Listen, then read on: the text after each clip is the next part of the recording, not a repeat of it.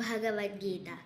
ధృతరాష్ట్ర ఉవాచ ధర్మక్షేత్రే కురుక్షేత్రే సమావేత యుయుత్సవః మామక పాండవాశ్చైవ కిమకుర్వత సంజయ.